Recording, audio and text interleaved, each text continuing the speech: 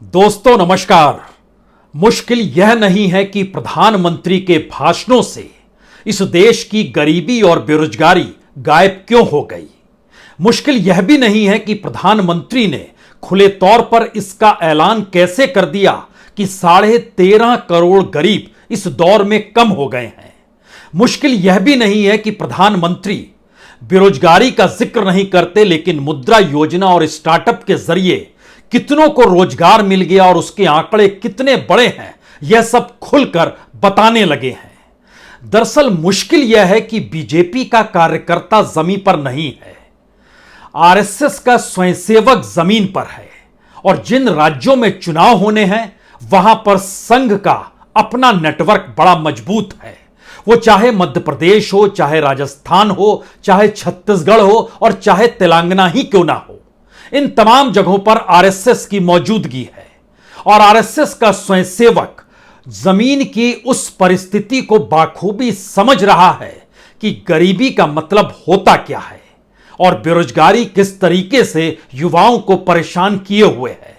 सरकार अपने आंकड़ों को चाहे बदलती चली जाए, लेकिन जमीन की हकीकत बदलती नहीं है। और यही वो वजह है जिसको लेकर ऊपर नीचे सांसें और किसी की नहीं, संघ की तो होने लगी है। और जब संघ की सांस इस दौर में चुनावी जीत हार को लेकर हो रही है, तो एक आखिरी दाव इस दौर में मोदी गवर्नेंस और मोदी की राजनीति या कहें मोदी शाह की स्ट्रेटजी को खुले तौर पर हर कोई अपनाने के लिए मजबूर है। क्योंकि सभी को पता है कि इन 4 राज्यों का असर लोकसभा चुनाव पर पड़ेगा और इन 4 राज्यों की राजनीतिक जमीन उसी बेरोजगारी और उसी गरीबी में दफन है, जिसका असर इस समूचे देश के जरिए अलग अलग इलाकों में, अलग अलग राज्यों में, अलग अलग कॉन्स्टिट्यूएंसी में अपने अपने तरीके से लगातार निकल रहा है। तो क्या वाकई जमीन पर बीजेपी हार चुकी है?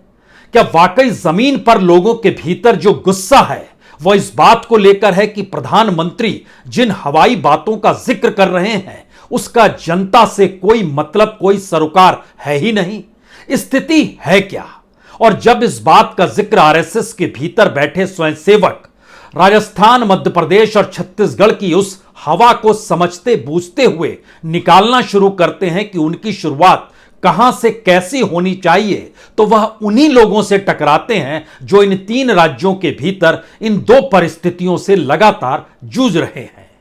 तो फिर उनका अपना सर्वे क्या कहने लगता है, उनकी अपनी परेशानी क्या हो जाती है। और ऐसी स्थिति में किसी भी हालत में जीतना है तो क्या इसीलिए देश के मंत्री हो या सांसद हो, सभी को एमएलए की दौड़ में शामिल होना पड़ेगा, क्योंकि अब सवाल अस्तित्व का है। लेकिन यह अस्तित्व का सवाल यूं ही नहीं आया है। हमें लगता है कि आज आप उस जमीनी सच को परखने की कोशिश करें कि किस बुनियाद पर यह देश बेरोजगारी और गरीबी के मद्देनजर खड़ा है, और खास तौर से उन्हीं युवाओं के भीतर की बेरोजगारी, जिन युवाओं के पास कोई काम नहीं है, वो कितने बड़े पहाड़ में तब्दील हो चला है, लेकिन सरकार हर दिशा से आंख मूंदी हुई क्यों है। अगर एक एक लाइन को भी परखना शुरू करेंगे तो उसके दायरे में इस देश के भीतर में व्हाइट कॉलर की नौकरी का जिक्र नहीं है, मनरेगा की नौकरी का जिक्र है। वहां भी स्थितियां नाजुक हैं और राज्य दर राज्य नाजुक है। जो गरीबी की परिस्थिति है इस दौर में, प्रधानमंत्री जब गरीबी से मुक्ति का सवाल खड़ा करते हैं तो कोई भी जानना और समझना चाहेगा कि यह आंकड़े प्रधानमंत्री को किसने दे दिए। तो क्या नीति आयोग ने इस देश की गरीबी को लेकर कोई नई लकीर खींची? यकीनी तौर पर खींची। और उस लकीर के भीतर का सच क्या है? दरअसल एक मल्टी डायमेंशनल पॉवर्टी इंडेक्स होता है इस देश के भीतर में। आज से नहीं, जब इंदिरा गांधी के गरीबी हटाओ का नारा लग रहा था, उस वक्त भी गरीबी को लेकर जो कुछ कैलोरी में तय किया गया, जो रुपए में तय किया गया, मौजूदा वक्त में उस दौर की परिस्थिति से आज की परिस्थिति कितनी ज्यादा नाजुक है। हमें लगता है कि सरकार के ही आंकड़ों के जरिए आज बात गरीबी से शुरू की जाए, जिससे 2-4 स्वयंसेवक हो रहा है और वो समझ रहा है कि स्थितियां नाजुक हैं। दरअसल 4-5 तरीके ही गरीबी को आंकने को लेकर रहे। एक तो ग्लोबल एमपीआई होता है, एमपीआई यानी मल्टी नेशनल पॉवर्टी इंडेक्स। दूसरा, एक वक्त में रंगराजन कमेटी बनी, एक वक्त में तेंदुलकर एक्सपर्ट कमेटी बनी और उसके बाद नीति आयोग आकर खड़ा हो गया। अब आप एक क्षण के लिए सोचिए, बहुत पीछे नहीं ले जाएंगे, सिर्फ यह समझिए कि जिस समय गरीबी हटाओ का नारा था, उस वक्त 2400 कैलोरी ग्रामीण क्षेत्रों में और 2100 कैलोरी अर्बन क्षेत्र में। हमें लगता है कैलोरी भी भूल जानी चाहिए, सीधे बात रुपए की करनी चाहिए। उस वक्त लगभग 49 रुपए 9 पैसे ग्रामीण क्षेत्रों में जिसके पास थे प्रतिदिन कमाई के, वह गरीब नहीं माना गया। शहरों में जिसके पास 56 रुपए 64 पैसे थे, वह गरीब नहीं माना गया प्रतिदिन कमाई के। उसके बाद 2009 में जब तेंदुलकर कमेटी बनी तो उसने कहा जी नहीं, अब इसको हम कम करेंगे और 26 रुपए ग्रामीण क्षेत्रों में जिसकी कमाई है और 32 रुपए अर्बन क्षेत्रों में जिसकी कमाई है, उसके जरिए हम चीजों को परखेंगे। 2014 में रंगराजन कमेटी बनी, उसने कहा नहीं नहीं, ये रुपया बहुत कम है, इसको हम थोड़ा बढ़ा देते हैं। 32 रुपए ग्रामीण इलाकों में और 47 रुपए शहरी इलाकों में, यह हमें रखना पड़ेगा, कम से कम इसके नीचे जो आएगा वह गरीब होगा। अब आप जरा कल्पना की शुरुआत कीजिए, मनरेगा के भीतर करोड़ों किसान मजदूर सभी काम करते हैं और यह 3 राज्य ऐसे हैं जिन पर कमाई साल भर की जब होती है और उसको जब प्रतिदिन में आप तब्दील करेंगे तो 30 से 35 रुपए के बीच में ही चीजें डोलती हैं, तो सभी गरीब हो गए। लेकिन सरकार नहीं मानती है। सरकार कहती है हमने तो नीति आयोग द्वारा मल्टी डायमेंशनल पॉवर्टी इंडेक्स तय किया है। अब जब सरकार ने यह तय किया है तो हमें लगता है कि मनरेगा के तहत स्थिति क्या है, इसको एक क्षण के लिए समझ लीजिए। इस देश के भीतर में कुल मनरेगा से जुड़े, देश का पहले हिस्सा, उसके बाद राज्यों का हिस्सा, देश में लगभग 25 करोड़ मजदूर हैं। उसमें से जो एक्टिव हैं उनकी संख्या 15 करोड़ है। उसमें से जिनके पास जॉब कार्ड है वह सिर्फ 9 करोड़ 71 लाख के पास है। एक बरस पहले तक यह संख्या लगभग 16 करोड़ थी। आप यह सवाल कर सकते हैं कि दरअसल यह कम क्यों हो गया। साल भर के भीतर कम इसलिए हो गया, पैसा उसी को दिया जाता है जो आधार से जिसका पूरा ट्रांजैक्शन जुड़ा हुआ है, और टेक्नोलॉजी के लिहाज से और जानकारी के लिहाज से मजदूरों तक यह स्थिति नहीं पहुंची। तो एक झटके में 5 से 6 करोड़ मजदूर जो मनरेगा में काम कर रहे थे वह बाहर हो गए। वह तो गरीब नहीं, अति गरीब या बीपीएल से भी बुरी स्थिति में आकर खड़े हो गए। उनके पास सही मायने में 5 किलो अनाज जो गरीब कल्याण योजना से मिलता है वही जिंदगी जीने का आसरा है। लेकिन सरकार की नजर में वह भी गरीब नहीं है, क्योंकि सरकार कह रही है कि हमने 13.5 करोड़ गरीबों को बाहर निकाल लिया है, अब जो बचे हुए हैं वो सिर्फ 20 करोड़ बचे हुए हैं। जो सरकार की रफ्तार है उसमें अगर एक एक राज्य के भीतर जाइएगा, जैसे मध्य प्रदेश के भीतर में कुल मनरेगा से जुड़े हुए लोग 1 करोड़ 77 लाख, जो एक्टिव हैं 1 करोड़ 10 लाख, कार्ड कितनों के पास है? सिर्फ 64 लाख के पास।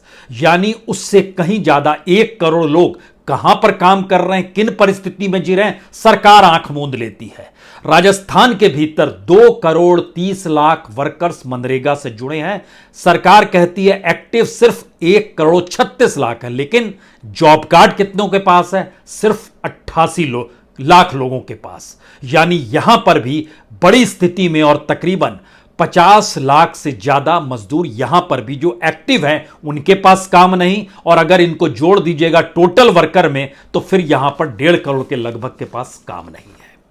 छत्तीसगढ़ के भीतर में 85 लाख एक्टिव वर्कर हैं, जिसमें से सिर्फ 32 लाख के पास कार्ड है। यहां पर भी 50 लाख के पास कुछ भी नहीं है। अब यहां पर एक सवाल होता है कि जो कमाई होती है वह कितनी कमाई है? 221 रुपए छत्तीसगढ़ में मिलते हैं, 221 रुपए मध्य प्रदेश में मिलते हैं प्रतिदिन काम के, और राजस्थान में 256 रुपए मिलते हैं। अगर पुराने तमाम वर्षों का एवरेज निकालिएगा तो सिर्फ राजस्थान में 56 दिन का काम और बाकी दोनों जगहों पर 50 और 51 दिनों का काम मिलता है। और जितना काम मिलता है, हालांकि इस साल के भीतर में जो एवरेज निकल कर आ रहा है वो छत्तीसगढ़ में सिर्फ 33 दिनों का है, 39 दिनों का राजस्थान में है, मध्य प्रदेश में 34 दिनों का है, लेकिन हमारी टीम ने जब पूरा एवरेज निकाला, जो तीनों राज्यों का एवरेज निकलता है, वो मध्य प्रदेश का एवरेज निकलता है कि प्रतिदिन की कमाई 30 रुपए 27 पैसे। सरकार इन्हें गरीब नहीं मानती है, आंकड़ों के लिहाज से नहीं, अब वो चली गई है मल्टी डायमेंशनल पॉवर्टी लेवल पर। तो 30 रुपए प्रतिदिन की कमाई, लेकिन सरकार नहीं मानती है। दूसरी तरफ छत्तीसगढ़ में 30 रुपए 87 पैसे, वहां पर 30 रुपए 27 पैसे, मध्य प्रदेश में, छत्तीसगढ़ में 30 रुपए 87 पैसे, क्योंकि यहां पर एक दिन काम ज्यादा मिला। राजस्थान के भीतर यह 39 रुपए रोज की परिस्थिति है। तो गरीबी के इस आलम में लोगों से दो चार होते स्वयंसेवक हों और बीजेपी के लोग ही क्यों ना हो, उनके लिए मुश्किल और एक मुश्त। इस दौर में जब ग्रामीण मंत्रालय ने यह कहा कि हमने जॉब कार्ड से इसलिए हटा दिया है क्योंकि आधार से आधारित भुगतान प्रणाली नहीं है, इसको अंग्रेजी में कहते हैं ABPS, और इसकी वजह से 57% भुगतान लोगों को नहीं हो पाया। यानी एक झटके में जॉब कार्ड से एक झटके में सब हट गए। तो लगभग 6 करोड़ श्रमिक आधार के साथ जुड़े हुए नहीं है, एक झटके में वो ब्लॉक लेवल पे और जिला अधिकारी के लेवल पे, ट्रेनिंग इनको कुछ भी नहीं है। तो सवाल यह था कि अब इनको कौन देखेगा। सरकार ने आंख मूंद ली, प्रधानमंत्री ने लब्बो लुबाब बताना शुरू किया, लेकिन उससे ज्यादा बुरी स्थिति बेरोजगारी को लेकर है, और यह डराने वाली स्थिति है। इसलिए डराने वाली स्थिति है क्योंकि जितनी बड़ी तादाद में इस देश के युवाओं के पास रोजगार नहीं है और जितनी बड़ी तादाद में काम भी नहीं है किसी तरीके का, यानी दिहाड़ी मजदूरी भी नहीं कर पा रहे हैं, और खास तौर से यह परिस्थिति असंगठित क्षेत्र में नोटबंदी के बाद से बनी है, जो आज तक तोड़ नहीं पाई है सरकार अपने तौर पर कुछ इजाफा नहीं कर पाई है। सरकार कहती जरूर है कि हमने 43 लाख करोड़ रुपए मुद्रा योजना के जरिए बांट दिए, लेकिन CMIE का एक डाटा है जो इस देश के युवाओं को लेकर है, 15 से 24 साल, उसको भी दो हिस्सों में बांटा गया, 15 से 19 साल और 20 से 24 साल, 25 से 29 साल। इन 2-3 हिस्सों में जो बांटा गया वो डराने वाला क्यों है। अब आप समझिए कि पिछले फाइनेंशियल ईयर तक, यानी मार्च के महीने तक, जो 15 साल से 24 साल के भीतर जो युवा था, उसकी लेबर फोर्स तकरीबन 5 करोड़ 54 लाख थी। आपका सवाल होना चाहिए, काम कितनों के पास था? इस 5 करोड़ 54 लाख में से काम जो था और बेरोजगारी जो थी, बेरोजगारी 2 करोड़ 52 लाख के पास काम ही नहीं था और लगभग 3 करोड़ के पास काम था। अब यह सवाल था कि जिनके पास काम था, जो 3 करोड़ लोग थे, उनके पास कौन सा काम था और उसमें कितनी उम्र वाला ज्यादा लोग थे? 15 से 19 साल वाले सिर्फ 27 लाख लोग जिनके पास काम था, और 24 से 24 वालों के बीच में 2 करोड़ 75 लाख युवा जिसके पास काम था। अब यहां पर सवाल होता है कि वोटर जो होता है वह 20 से 25 साल के बीच के वोटरों को मानिए, जिनकी तादाद तकरीबन 5 करोड़, इसमें से 2 करोड़ 80 लाख के पास काम ही नहीं है, और 2 करोड़ 25 लाख के पास जो काम है, अगर उसके भीतर देखना शुरू कीजिएगा तो ज्यादातर दिहाड़ी मजदूरी कर रहे हैं, और जो नौकरी पेशे वाले लोग हैं, जो सैलरी से जिनको मिलता है, उनकी तादाद सिर्फ 67 लाख है, 67 लाख। यह स्थिति इस देश की है। तो इन राज्यों के भीतर की परिस्थिति कितनी नाजुक हो सकती है, यह सिर्फ कल्पना की जा सकती है, और इसीलिए इन युवाओं को राजनीतिक दल अपने झंडे को उठाने से लेकर बूथ पर बैठाने तक की परिस्थिति में लाकर खड़ा करना चाहते हैं। रैलियों में शरीक होने के लिए पैसा देना, और खुद चुनाव आयोग का डाटा बताता है कि लगातार रैलियों के जरिए ही सही, लेकिन जो पैसा दिया जाता है प्रचार प्रसार में, जो पॉलिटिकल पार्टी और खास तौर से बीजेपी दिखलाती है, उसका लगभग 60% हिस्सा प्रचार पर खर्च होता है, जिसको वह खुले तौर पर दिखलाती है। और जो वोटरों को पैसा दिया जाता है, इस 60% का लगभग 90% हिस्सा वोटरों के पास पैसे के तौर पर जाता है। इस देश की इस इकोनॉमी के भीतर थोड़ा और चलिए, क्योंकि जब नोटबंदी नहीं थी तब कितनी बड़ी तादाद में इस देश के युवा तबका मजदूर के तौर पर उपलब्ध था और आज की तारीख में कितना बड़ा तबका है। अब आप कल्पना कीजिए, जनसंख्या तो बढ़ गई 2016 से 2023 के बीच में, लेकिन 2016 में 7 करोड़ 48 लाख कामगार इस देश के युवा हुआ करते थे, जो एक झटके में आज की तारीख में घटकर 5 करोड़ 54 लाख हो गए। यह मैसेज क्या है? ये 2 करोड़ लोग कहां गए? और इनके पास कोई काम नहीं है तो यह किस मनस्थिति या किस परिस्थिति में होंगे? जब हम कोई काम नहीं कह रहे हैं तो यह दिहाड़ी मजदूरी भी नहीं करते हैं, यह ठेला भी नहीं लगाते हैं। जो सरकार जिन बातों का जिक्र कर रही है, इनके पास कोई काम नहीं है। और इस दौर में जो मनरेगा के भीतर जुड़ना भी चाहता था, अब चूंकि एक बड़ी तादाद में जो सरकारी आंकड़ा आज का ही है कि सिर्फ 9 करोड़ लोगों को जॉब कार्ड हम दे पा रहे हैं, क्योंकि कुछ के आधार से नहीं जुड़े हैं और कुछ के लिए काम नहीं, हमारे पास बजट नहीं। इस स्थिति में यह सरकार इन परिस्थिति को लाकर खड़ा कर चुकी है। अब यहां पर राजस्थान, मध्य प्रदेश और छत्तीसगढ़ के भीतर घुसिए। जो यूथ पॉपुलेशन 20 से 29 साल की है, राजस्थान में लगभग 1 करोड़ 60 लाख, मध्य प्रदेश में लगभग 1 करोड़ 70 लाख, छत्तीसगढ़ में लगभग 60 लाख।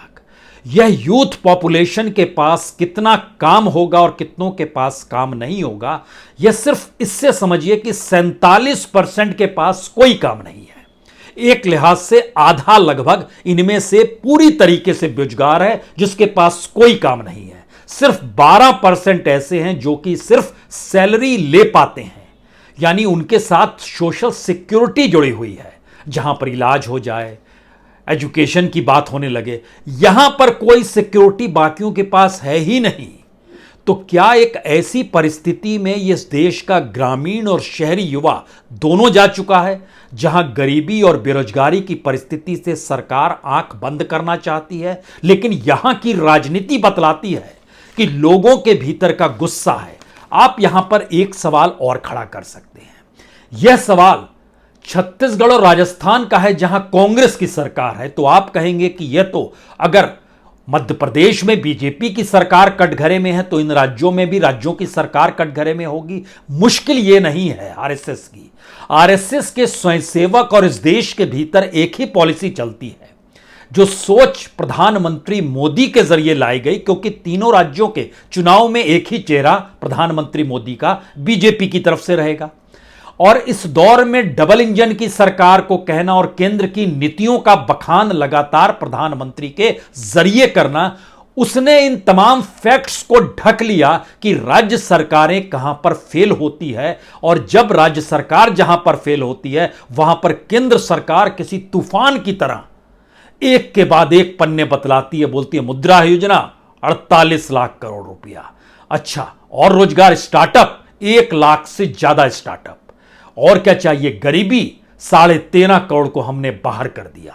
इस देश के भीतर में जो गरीबों के साथ कल्याण योजनाएं, लगभग 200 से ज्यादा कल्याण योजनाएं शुरू कर दी गई। और जिनके पास कुछ भी नहीं है, उनको तो हम डायरेक्ट बैंक ट्रांसफर भी कर रहे हैं।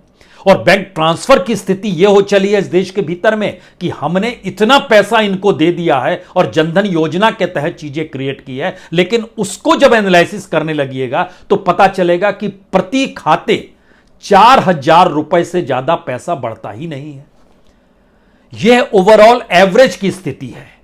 और गांव दर गांव बैंक जो खुले हुए हैं, जो ग्रामीण बैंक हैं, जो कोऑपरेटिव बैंक हैं, जो कमर्शियल बैंक हैं, अगर इन बैंकों के खातों को पलटा जाए और वहां पर जो डायरेक्ट बैंक ट्रांसफर है, वो चाहे किसान सम्मान निधि से जुड़ा हुआ पैसा आ रहा हो या बीमा से जुड़ा हुआ पैसा आ रहा हो, जो पैसा आ रहा है अगर उसको भी मान ले कि वो आ रहा है, तो उसकी भी परसेंटेज जो है वो 35 से 45% के बीच है, बाकियों के पास नहीं आता है।